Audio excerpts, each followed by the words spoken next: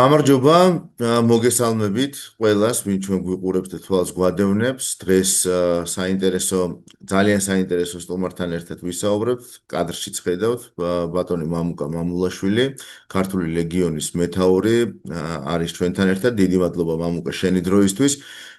მიხარია რომ ხედავ პირველ რიგში რომ ხედავ, მიხარია რომ ხედავ რომ ხარ ჯანმრთელი. და მინდა უსურვო ხნეობა და ჯანმრთელობა ყველა ქართულ მებრძოლს, რომელიც იმყოფება ამჟამად უკრაინაში. მოდი დავიწყოთ მამუკა ჩვენი საუბარი იმითი, თუ რა ხდება ამჟამად, თან ისეთი დრო არის 10 მარტის დღის მეორე ნახევარში ვსაუბრობთ ახლა ჩვენ და მოსაგონარიც, ასე ვთქვათ, 22 წლის ამბებით საკმაოდ ბევრი გვაქვს. თუმცა მოდი დღევანდელით დავიწყოთ, დღეს რა ხდება, იმიტომ რომ მთელი ყურადღება ირანზეა. და თითქოს უკრაინაზე იმხელა მზერა აღარ არის, მაგრამ იქ ძალიან აქტიური პროცესი მიმდინარეობს და მინდა რომ არ დავკარგოთ ეს მოვლენები, რის ეპიცენტრშიც ამჟამად შენ ხარ. მოგესალმები გიორგი, ყოველთვის მიხარია შენთან ერთად ეთერში ყოფნა. ძალიან ობიექტურად აშუქებ იმ მოვლენებს, რაც უკრაინაში ხდება და ძალიან მნიშვნელოვანია ეს საქართველოში, იმიტომ რომ ფაქტიურად სარკის ანარეკლია საქართველოს იმის, რაც უკრაინაში ახლა ხდება. და ეს პროცესი ძალიან დიდ გავლენას იქონიებს და ძალიან დიდი გავლენა აქვს საქართველოზე, ჩვენ ოკუპირებულ ტერიტორიებზე და საერთოდ იმ მიმართულებაზე, რა მიმართულებითაც საქართველოს უნდა იაროს. უკრაინაში ბრძოლა გრძელდება მიუხედავად იმის, რომ შეერთებულმა შტატებმა ცოტა უფრო გლობალური პროცესები დაიწყო. ირანს გულისხმობ ამ შემთხვევაში.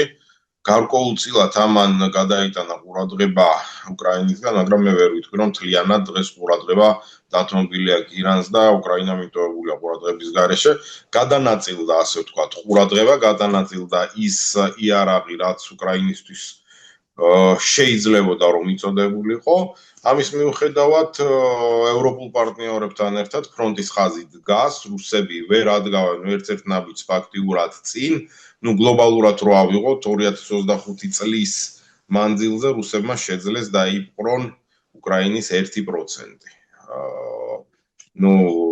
შენ თვითონ ხვდები რა ტემპით და რა ხელმსხვერპლით უწევს რუსებს წინ გადადგმული ნაბიჯი. რამხელმსხვერპლის ხარჯზე დგავს ყოველ ნაბიჯს, ისე რომ უკრაინის ფრონტი დგას, გამაგრებულია უკრაინელები არ უთმობენ არც ერთ კვადრატულ მეტრს, მიმდინარეობს ძალიან აქტიურად მოლაპარაკებების პროცესი, რისიც მე არ მჯერად დარწმუნებული ვარ, რომ ბოლო ეტაპზე რუსეთი ამ მოლაპარაკებაზე უარს იტყვის და ფაქტიურად გააუქმებს ყველა იმ მოლაპარაკებას, რაც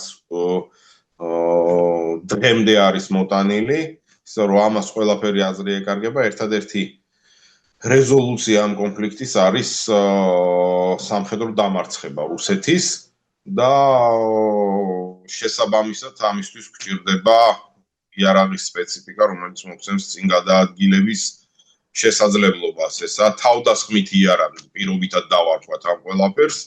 რომელმაც უნდა ფაქტიურად მოახდინოს დეოკუპაცია უკრაინული ტერიტორიების. მამუკა, ესეთი შეფასებები არის ისმის და შენც აღნიშნე ახლა, რომ ფრონტი პრინციპში ოპერატიულ სტაგნაციაშია ერთგვარად, მაგრამ მხარეები აქტიურად ემზადებიან, იმიტომ რომ მოდის გაზაფხულია, მოდის უფრო თბილი ტემპერატურები, ორივე მხარე ემზადება, რუსეთს უნდა რაღაცის მიღწევა, სანამ ამ მოლაპარაკებებზე წავა და სხვათა შორის დასავლელი მიმომხილველები ადარებენ ერთგვარად რაღაც პირველ მსოფლიო ომის გარკვეულ პერიოდს, როცა ეს ფრონტზე სტაგნაცია იყო. როგორ შეაფასებდი თვითონ აი ამ პროცესს ახლა, იმიტომ რომ ეს მოსამზადებელი ამბები რაც ხდება, იგივე პოკროვსკის მიმართულებით, იგივე ზაპოროჟიეს მიმართულებით, რომელი არის ყველაზე აქტიური ფაზები, რა მოლოდინი გაქვს შენ, სად იქნება კიდევ უფრო ცხელი ფაზა, ასე ვთქვათ, ამ შეტევების და თავდაცვის და ასე შემდეგ. მე შემიძლია დავამატო ხარკოვის მიმართულებაც საკმაოდ მხურვალეა ამ შემთხვევაში. ძირითადი მიმართულება აღმოსავლეთით პოკროვსკი, ხარკოვი და ზაპოროჟიის მიმართულებაც პრიორიტეტული არის გარკვეულწილად, მაგრამ მე ვერ ვიტყვი, რომ მაინდა-მაინც ზაპოროჟიის მიმართულება აქვს პრიორიტეტად ახლა არჩეული. ლოგისტიკური კვანძი არის პოკროვსკი და მიმდებარე ტერიტორია, ისი დაპყრობაც უნდათ რუსებს და ვერ შეძლეს ამის გაკეთება, ალბათ უკვე ნახევარწელზე მეტია და მე დარწმუნებული ვარ, ვერ შეძლებენ, იმიტომ რომ ძალიან დიდ ფასს უჯდება ყოველი გადმოდგმული ნაბიჯი, ძალიან აქტიურად არის დრონების ჯგუფები ჩართული ამ მიმართულებაზე, მათ შორის ქართული ლეგიონის დრონების ჯგუფებიც მუშაობენ. სამწუხაროდ დაჭრილებიც ყავს მაგ მიმართულებაზე. მე შემიძლია ვთქვა, რომ იმდენად მომზადებულია ტექნოლოგიურად ეს მიმართულება, იმის მიუხედავად, რომ артиლერია მუშაობს და ფაქტიურად დაანგრიეს ეს დასახლებული პუნქტები, მიმდებარე დასახლებული პუნქტებიც, რომ პოკროვსკის აღება არის შეუძლებელი რუსეთისთვის და ვერ შეძლებენ ამის გაკეთებას ძალიან დიდი ხნის განმავლობაში კიდევ. საარტილერიო დაბომბებიც მიდის, რა ვიცი, იყენებენ აბსოლუტურად ყველაფერს, რის გამოყენებაც შეიძლება და არ შეიძლება. მომწალავი ნივთიერებების გამოყენების პრეცედენტიც იყო და იყვნენ მოწამლული ბიჭები, იყვნენ ადამიანები დაზარალებული სხვადასხვა ტიპის გაზისგან. ამის მიუხედავად წინ წაწევა არ ხდება რუსეთის, სამწუხაროდ ჩვენც ვერ ვიწევთ, მაგრამ არის გარკვეული მონაკვეთები, სადაც უკვე მოხდა, ასე ვთქვათ, ფრონტის ხაზის გადანაცვლება და ცოტა წინ წაწევა უკრაინის ჯარების, მაგრამ ჩვენ შემთხვევაში იმის პირობა არ არის, რომ უბრალოდ შევძლოთ, იმიტომ რომ არ გვაქვს საკმარისი ამუნიცია იმისთვის, რომ შევძლოთ წინ წაწევა. რა შეიძლება მამუკა გახდეს ის გასაღები, ის შეიარაღება, რომელიც მიცემს უკრაინულ მხარეს რაღაც წინწაწევის შესაძლებლობას? დღეს უკრაინა დაახლოებით 50%-ს შეიარაღების, ამ შემთხვევაში დრონების აწარმოებს თვითონ თავის ტერიტორიაზე ევროპულ პარტნიორებთან ერთად. მე მგონია, რომ სწორედ ამ ტექნოლოგიების გადმოცემა უკრაინის ერთობლივი წარმოება ამ ყველაფრის არის ამ კონფლიქტის გადამწყვეტი ფაზა, იმიტომ რომ მე არ მჯერა, რომ ტრამპი ტომოჰავკებს გადასცემს უკრაინას, არ მჯერა, რომ გერმანიაც გადასცემს ტაურუსის ტიპის რაკეტებს უკრაინას, აქედან გამომდინარე უნდა ვეძებოთ ლოკალური, ასე ვთქვათ, გადაწყვეტილებები და ლოკალური გადაწყვეტილებები არის თანამედროვე ომი. დღეს ტექნოლოგიურად უკრაინა ჯობნის რუსეთს, რაოდენობრივად რუსები მე ვგულისხმობ იმ დრონებს, რაც გამოიყენება ფრონტის ხაზზე. რაოდენობრივად ისევ რუსეთი ჯობნის, იმიტომ რომ ფაქტიურად უდიდეს რაოდენობას აწარმოებენ ამ დარტყმითი დრონების და სხვადასხვა ტიპის დრონებს რუსები. უკრაინა მაგალითად დანიასთან ერთად და სხვა პარტნიორ ქვეყნებთან ერთად აწარმოებს უკვე სხვადასხვა ტიპის დრონებს უკრაინის ტერიტორიაზე, რომელიც გამოიყენება ჩვენს მიერ, სხვადასხვა დანაყოფების მიერ და მე მგონია ამის გაზდა, იმიტომ რომ რაოდენობრივად არ გვაქვს ეს 90% სტატისტიკურად, როგორც ამბობენ, არის უკვე ფაქტიურად რუსეთს დანაკარგი აქვს სწორედ აი ამ დრონის ჯგუფებისგან და ყველაზე ეფექტური იარაღი დღესდღეობით, რაც უკრაინას გააჩნია, არის სწორედ ეს. რაც არ აძლევს რუსებს საშუალებას, რომ წინ გადმოდგას ნაბიჯი. ამის განვითარება, ამ სფეროს განვითარება არის იმის წინაპირობა, რომ უკრაინა ეს ომი მოიგოს. მაგრამ ორივე მხარე რაღაცნაირად გაჯერებულია დრონებით, ხო? ანუ პრინციპში ფიზიკური გადაადგილება პრაქტიკულად შეზღუდულია, ანუ მინიმუმამდე არის დაყვანილი და თუ კი ეს ორივე მხარემ ასე გააჯერა ჰაერი დრონებით, მაშ რაღაცას შესაძლოა სხვა იყოს გასაღები იმისა, რომ ვიღაცა წავიდეს წინ. რა არის ცით მე კიდე ერთხელ გავიმეორებ, რომ უკრაინა ტექნოლოგიურად ჯობნის რუსეთს, უბრალოდ რაოდენობრივად ვერ ვაწარმოებთ იმ რაოდენობას, რაც სჭირდება დღეს უკრაინის ჯარს, რომ დააკმაყოფილოს ის მოთხოვნა, რაც არსებობს ჯარში. აქედან გამომდინარე, მე მგონია, თუ შევძელით იმ რაოდენობის დრონების მიწოდება და იმ ტექნოლოგიების მიწოდება, რაც გვჭირდება დღეს, ეს ძალიან მალე აისახება ფრონტის ხაზს და ფრონტის ხაზი გადაადგილდება და გვექნება საშუალება გარკვეული წილი ტერიტორიების დეოკუპაციის. ისე რომ რეალისტური გამოსავალი არის ეს, მოდით რეალურად ავიღოთ, იმიტომ რომ კიდე ერთხელ ვიმეორებ, ტრამპი არ არის ტომჰაუკების გადმომცემი და სხვა ევროპის ქვეყნებიც არ ყოფნით ჯერჯერობით გამბედაობა, რომ ისცენ შორს მსროლი რაკეტების შეიარაღება გადმოსცენ უკრაინას. კიდე ერთი ნეგატიური ფაქტორი, ანუ ირანი რახან ვახსენეთ, არა მხოლოდ ასე ვთქვათ ტომაჰაუკებზე შეიძლება იყოს საუბარი, მაგრამ აი ირანი მაგალითად ირანში მიმდინარე საბრძოლო მოქმედებები, სამხედრო მოქმედებები რა გავლენას ახდენს უკრაინის ჰაერსაწინააღმდეგო თავდაცვის სისტემას, ანუ უკრაინის ცის დაცვაზე. უკრაინის ცის დაცვა ხირდება რაღაცა შესაძლებლობები თვითონ უკრაინისთვის აი ამ ფონზე.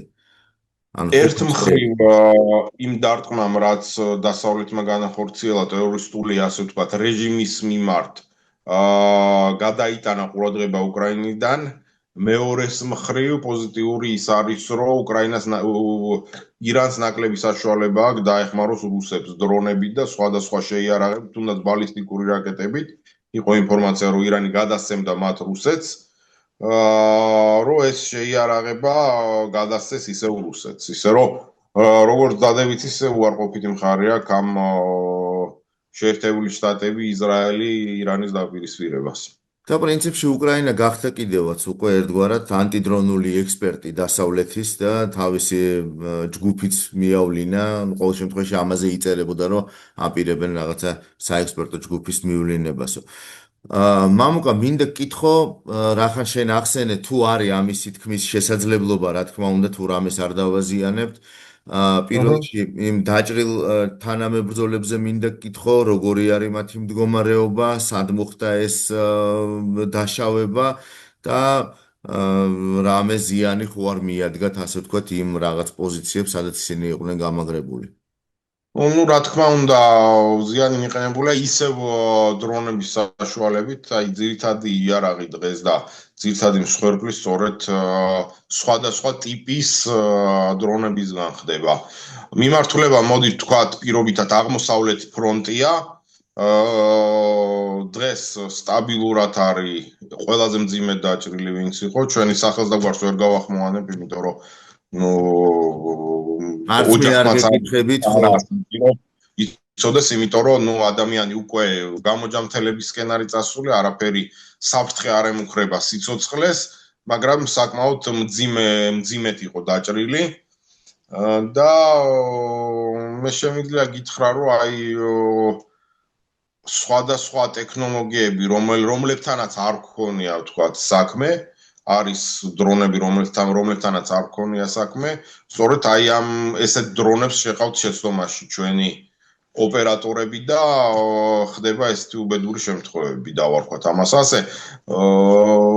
ძალიან სახიფათო მიმართულებაა ჩვენი, ძალიან გათვლილად, ძალიან დაალაგებულად მოქმედებენ, უკრაინელებმაც აღნიშნეს, სწორედ ჩვენი დრონის ჯგუფები რამდენად პროფესიონალურად მოქმედებენ, ფაქტიურად 6 თვის მანძილზე გვყავს სულ რამოდენიმე დაჭრილი მებრძოლი. ერთი მათგანი იყო მძიმედ, ისე რომ ძალიან ფრთხილად და ძალიან პროფესიონალურად მოქმედებენ. რა არის ისიც, ეს არის პლუსი საქართველოსთვისაც, იმიტომ რომ ესა გამოცდილება საქართველოს ჯარისთვისაც ხანგრძლივ პერსპექტივაში. ესენი არიან ადამიანები, ვინც ფაქტიურად ვისაც შეუძლია გაუზიარონ თავისი გამოცდილება საქართველოს შეიარაღებულ ძალებს. ეს ტექნოლოგიები საქართველოში არ არსებობს და ამ ტექნოლოგიებს ფლობენ მხოლოდ ჩვენი ბიჭები დღესდღეობით.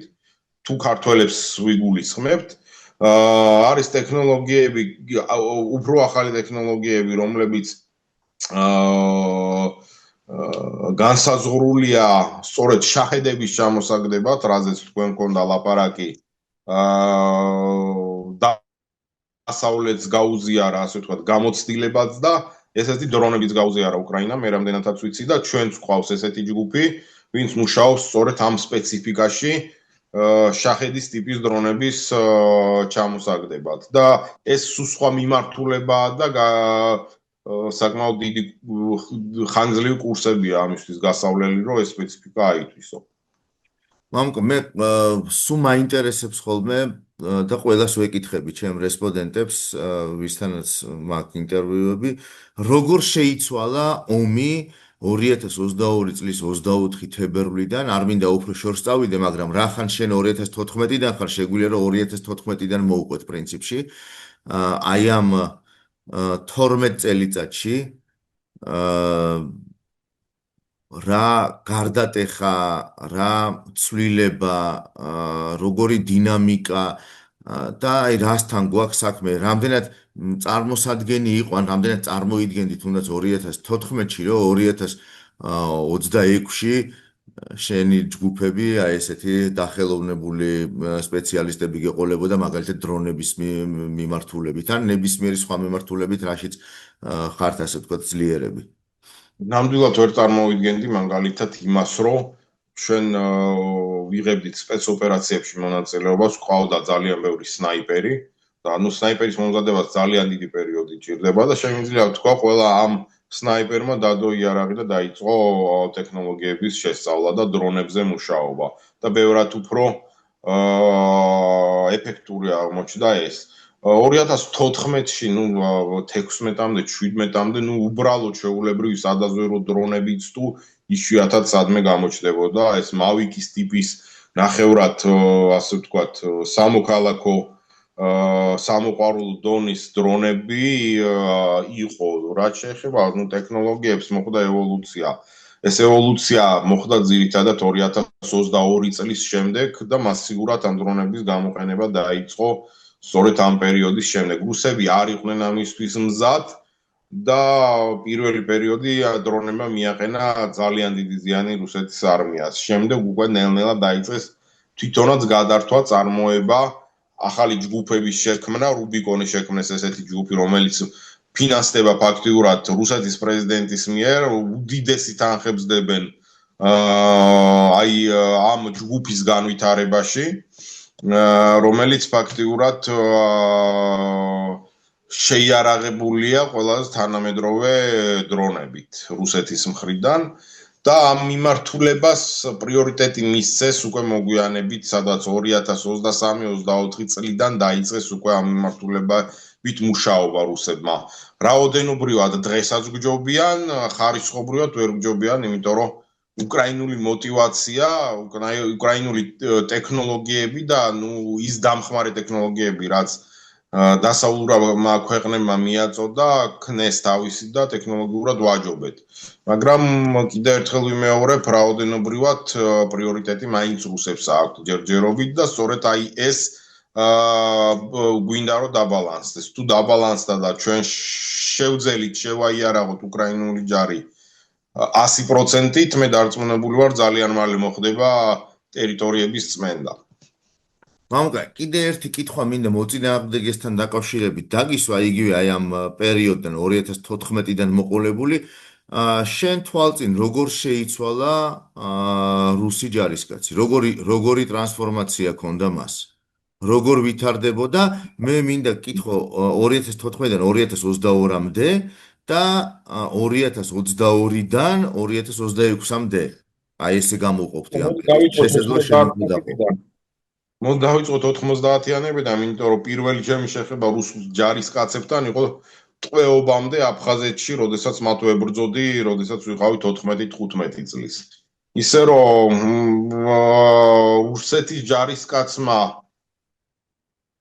რუსეთის ჯარისკაცი არ ექვემდებარება ევოლუციას, რჩება ისეთივე ბარბაროსი, როგორიც იყო ისტორიის განმავლობაში და დარჩა დღეს. ეს არის ჯარისკაცი, რომელიც პირველ რიგში ებრძვის ცივილურ მოსახლეობას და არა ჯარს.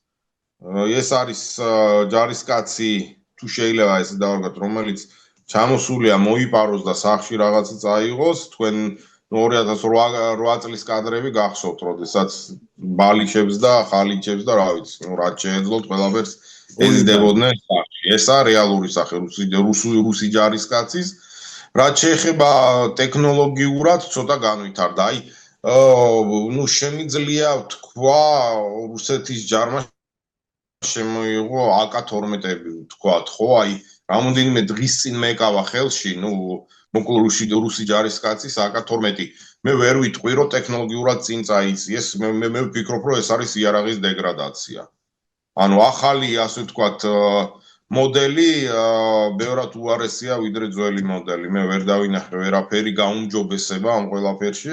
ისევე როგორც რუს ჯარისკაცში, მორალურად რუსი ჯარისკაცი რჩება ბარბაროსი. ტექნოლოგიურად ხედავთ, რომ ირანმა და ავტორიტარულმა რეჟიმებმა შეძლეს რუსეთის შეიარაღება, როდესაც ძალიან უჭირდა, დღეს უკვე ირანს აღარ აქვს ამის საშუალება და ეს იმედს გვაძლევს, რომ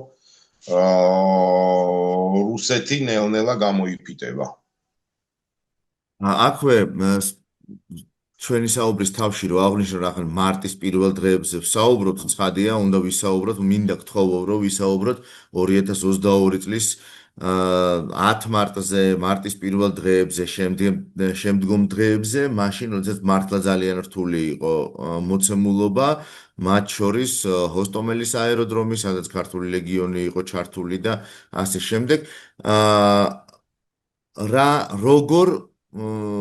როგორ და რა როლი ქონდა ამ ყველაფერში, ანუ კიევის გათავისუფლებაში ქართულ მებრძოლებს, ქართულ ლეგიონს და როგორ დაიწყო კიევის ოლქის წმენდა და მერე უკვე გაფართოება?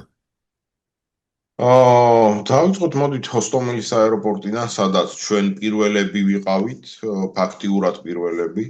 რამოდენიმე უკრაინელი დააგხვდა იქ, ფაქტიურად სრულწლოვანები მე მგონი სულ ცოტა ხნის წინ გახდნენ ეს ჯარისკაცები, ვინც იქ იყვნენ. კარგი არის ის, რომ ისტორიას შემორჩება, რომ ჩვენ ვიყავით ფაქტიურად, მოდით ვთქვათ, ერთ-ერთი პირველები, ვინც რუსებს დაუპირისპირდა. შევძელით რაღაცის შეცვლა თუ ვერ შევძელით, ეს მეორე საკითხია, მთავარია გვეყო გამბედაობა იმისთვის, რომ ყოფილიყავით პირველები. და ჰოსტომელის აეროპორტში, სწორედ აი ამ 33 ვერტმფრენის გადმოფრენა მოხდა ჩვენ თავებზე და სწორედ ჩვენ ბომბავდნენ ეს ვერტმფრენები, რაც შესაძლებელი იყო სიტუაციიდან გამომდინარე და იმ შეიარაღებიდან გამომდინარე, რაც ჩვენ გქონდა, შევძელით გაგვეკეთებინა. მეც ვერ მოგთხოვდნენ ვერც უკრაინელები და ვერც ვერავინ სხვა, იმიტომ რომ ფაქტიურად შეიარაღებულები ვიყავით, მსუბუქი ასე ვთქვათ, ავტომატური იარაღი და ეს იყო მთელი ჩვენი არსენალი.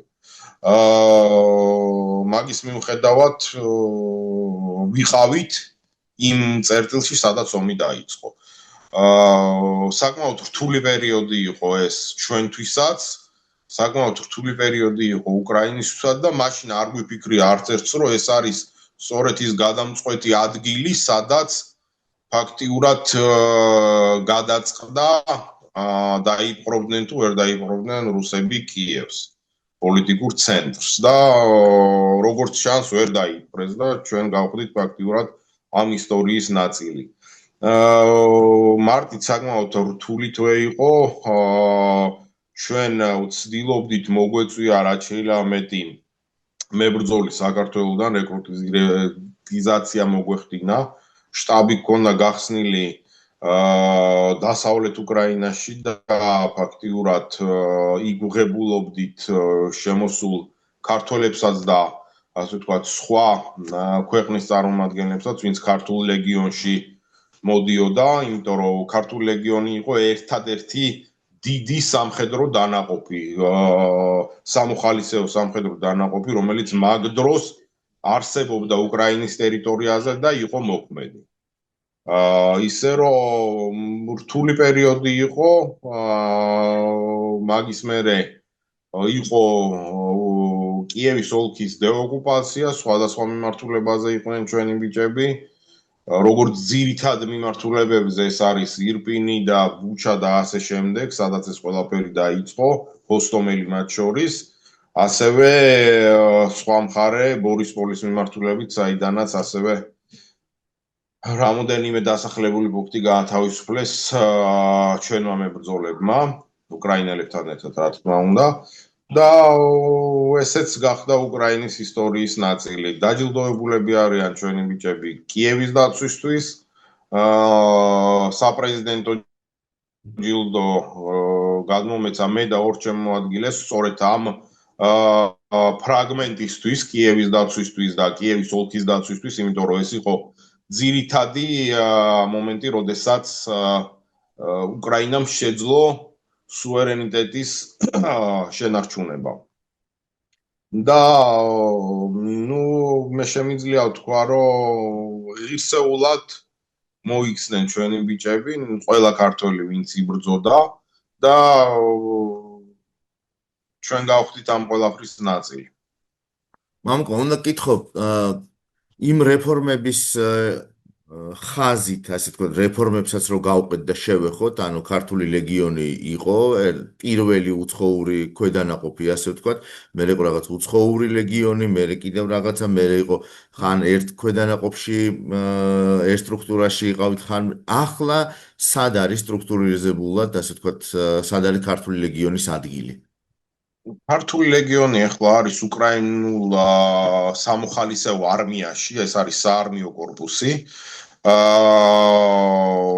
ძირითადად მიმართულება, ასე ვთქვათ, გვაქვს ტექნოლოგიები და ასევე მე შემიძლია გითხრათ წინასწარ, რომ ყალიბდება პირველი ეთნიკური ბატალიონი, რომელსაც ერქმევა ზუსტად ესე ქართული ნაციონალური ლეგიონი. ეს იქნება პირველი უცხოური დანაყოფი, რომელიც იქნება უკრაინის შეიარაღებული ძალების, ასე ვთქვათ, სრულფასოვანი წევრი. არა საერთაშორისო ლეგიონი, არა სხვა რაიმე დანაყოფის წევრი, არამედ ეთნიკური დანაყოფი, რომელსაც ერქმევა ქართული ეროვნული ლეგიონი. ეს სერიოზული სიახლე არის. ზოგადად ძალიან დიდი სიახლე არის ის, რომ ქართული ლეგიონი არსებობს ამ ომში და ყველაზე მეტი, ანუ ერთ სულ მოსახლეზე ყველაზე მეტი საქართველოს მოქალაქე იმყოფება იქ და სამწუხარო ფაქტი ისიც არის, რომ ყველაზე მეტი დანაკარგი ყველაზე მეტია. როგორ ხედავენ და რამდენად აფასებენ თვითონ უკრაინაში თქვენს შრომას? აი მოდით ვთქვათ, რამოდენიმე ფრაგმენტი რაც მოხდა უკრაინაში. უკრაინაში პირველად სამხედრო დანაყოფის სახელი დაერქვა სკვერს. ბუბა კიკაბიძის ქუჩაზე სკვერს დაერქვა ქართული ლეგიონის სკვერი. ეს არის ძალიან დიდი რაღაცა, ეს არის ისტორიული მოვლენა. ეხლა ვმუშაობთ მემორიალის პროექტზე, რომელიც იქნება უზარმაზარი 5 მეტრიანი მემორიალი მიძღვნილი ჩვენი დაუპული მებრძოლებისათვის. ასევე ჰოსტომელის აეროპორტში დაიდგმევა მემორიალური ქვა, საკმაოდ დიდი ქართული ლეგიონის ჯარისკაცებისთვის, ცოცხლებისთვის და დაღუპულებისთვის. ეს წარწერა ექნება სწორედ ამ ქვას. მესამე მემორიალი იხსნება ყველაზე მაღარ წერტილში უკრაინაში, ეს არის მთა ფოვერლა, რომელიც არის ფაქტიურად ყველაზე დიდი მწვერვალი უკრაინაში და არის 2050 მეტრი, როგორც მახსოვს. მან დაიდგმევა ქართული ლეგიონის მემორიალი. ეს ყველაფერი უკავშირდება ჩვენ მთიურ წარმოშობას და მე მგონია, რომ ძალიან სიმბოლური იქნება მან მემორიალის დადგმა. ეს იყო ადგილობრივი თვითმმართველობის იდეა, რომ გაეკეთებინათ ესეთი მემორიალი ქართული ლეგიონის მებრძოლებისთვის მიძღვნილი და ძალიან სასიამოვნოა ჩვენთვის. ასევე იქნება მემორიალური ქვა უმანი არის ესეთი ქალაქი, სადაც იქნება ფაქტიურად დადგმული ქართული ლეგიონის მემორიალი კიდევ ერთი. ქართული ლეგიონი არის სიმბოლო საქართველოს უკრაინის მეგობრობის. და სწორედ ამიტომ ხდება ასე ვთქვათ, ამდენი მემორიალის დადგმა სხვადასხვა წერტილში. ეს ძალიან მნიშვნელოვანია ჩვენთვის, ეს არის ღვაწლი იმ ბიჭების, რომელმაც თავი დადეს, ეს არის ღვაწლი იმ ბიჭების, რომელიც დღესაც ოფსლ და სისხლს ღვრიან იმისთვის, რომ საქართველოს სახელი ჩანდეს და ჩანდეს ის, რომ უკრაინის მერე ამ ომში იბრძოლეს სწორედ ქართველებმა. ესაა ჩვენი მიზანი, რომ დავანახოთ მსოფლიო საზოგადოებას, რამდენად თავისუფლების მოყვარეები ვართ ქართველები. ჩვენ თვითონ შეგიძლიათ შეაფასოთ აქედან გამომდინარე, რამდენად დაფასებულია დღეს ქართული ლეგიონი. ის, რომ იქმნება ეთნიკური ბატალიონი, ესეც არის ფაქტიურად იმის მაჩვენებელი, რომ ერთადერთი ეთნიკური ბატალიონი იქნება უკრაინის შეიარაღებულ ძალებში. ესეც რა თქმა უნდა მეტყველებს იმაზე, რამდენად დიდი პატივისცემა აქვთ უკრაინელებს ქართული ლეგიონის მიმართ. მამუკა, ძალიან დიდი მადლობა და სულ ბოლო კითხვა მექნება ასეთი, არ მინდა გთხოვო პროგნოზი, ყველაზე უმადური საქმეა, მაგრამ შენი პერსონალური მოლოდინები როგორი არის ომის მომავლის, ანუ აი რა იქნება მაგალითად წლის ბოლოს, ან როდის დამთავრდება ეს ომი, როდის მოეღება ამ ყველაფერს ბოლო? მე ვცდილობ, რომ ვიყო ობიექტური, ვცდილობ, რომ ობიექტურად დავინახო ის სურათი, რაც ხდება უკრაინაში. ხედავ, რომ ძალიან დიდი საერთაშორისო დახმარება უკრაინას სამწუხაროდ ომის დაწყებიდანვე არ აქვს. აქედან გამომდინარე, ერთადერთი ასე ვთქვათ, გზა არის ის, რომ უკრაინა თვითონ განვითარდეს სამხედრო წარმოების სფეროში და ის სპეციფიკა შეიარაღების, რაც ჭირდება, თვითონ აწარმოოს. რა თქმა უნდა, დასავლელი პარტნიორების დახმარებით. ეს არის გამოსავალი და თუ ეს შეძლო უკრაინამ, უკრაინა აუცილებლად მიიყვანს ამ ომს გამარჯვებამდე 2026 წელს. ვნახოთ, როგორ განვითარდება მოვლენები. ჩვენ ყოველთვის ბოლომდე ვიქნებით უკრაინის გვერდით, იმიტომ რომ ჩვენს უკან დგას საქართველო და ეს ომი რო არ გავრცელდეს საქართველოში, დღეს სწორედ მაგითო ვიმყოფებით უკრაინაში და ლოკალიზირებული იქნას უკრაინაში და აქ შევძლოთ მტრის დამარცხება. ესაა ჩვენი მიზანი და მე მგონია, რომ ეს მიზანი უკვე 12 წელზე მეტია, ასე ვთქვათ, მიგვაქვს და შევძელით ის, რომ ეს ომი არ გავრცელებულიყო მარტო ჩვენ არა უკრაინელებმაც, არ გავრცელებულიყო ევროპაზე, არ გავრცელებულიყო ჩვენთვის, რაც ძალიან მნიშვნელოვანია საქართველოზე და საქართველოს ქონოდა საშუალება განვითარების. მამუკა, ძალიან დიდი მადლობა მინდა გითხრა შენი დროისთვის, ვიცი ძალიან დაკავებული ხარ, გისურვებ ჯანმრთელობას ყველა ქართველ მებრძოლს და სამშობლოში უსაფრთხოდ და მშვიდად დაბრუნებას. მადლობა კიდევ ერთხელ. მადლობა დიდი.